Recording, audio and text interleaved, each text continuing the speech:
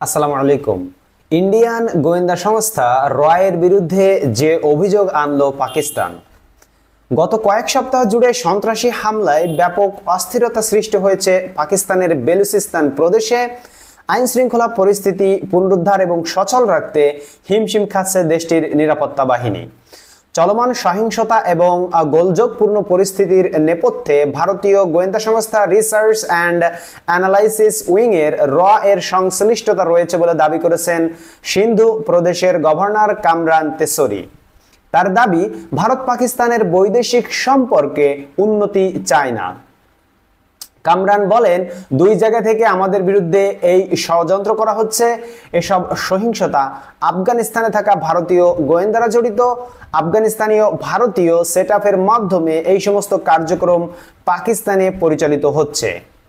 ভৌগোলিক ইস্যু সহ নানাবিধ কারণে বেলুচিস্তান পাকিস্তানের সবচেয়ে গুরুত্বপূর্ণ প্রদেশ। সেখানকার জীবনমান উন্নতি এবং ব্যবসায়িক প্রসারের জন্য বহু উন্নয়ন প্রকল্প নিয়েছে পাকিস্তানের কেন্দ্রীয় সরকার। সৌদি আরব, তুরস্ক, চীন এবং সংযুক্ত আরব আমিরাতের বিনিয়োগে পাকিস্তান সেখানে অর্থনৈতিক করিডোর স্থাপন করছে। কামরানের ভাষ্য, ভারত চায় না বেলুচিস্তানে বিদেশি বিনিয়োগ আসুক। তিনি আরো বলেন, এই নৈরাজ্যবাদীরা পাকিস্তানের অর্থনীতি এবং সশস্ত্র বাহিনীর পিছনে লেগে আছে। ভারতীয় গোয়েন্দা সংস্থা চায় না এই প্রকল্পগুলো পাকিস্তানে সম্পন্ন হোক। তারা চায় না পাকিস্তান তার প্রতিবেশী দেশগুলোর সঙ্গে সম্পর্ক উন্নত করুক। গত কয়েক দশক ধরে বেলুচিস্তানে সশস্ত্র গোষ্ঠীর সঙ্গে নিরাপত্তা বাহিনীর বিক্ষিপ্ত সংঘর্ষের ঘটনা ঘটে আসছে, তবে সাম্প্রতিক সময়ে সেটা বেড়েছে কয়েক গুণ।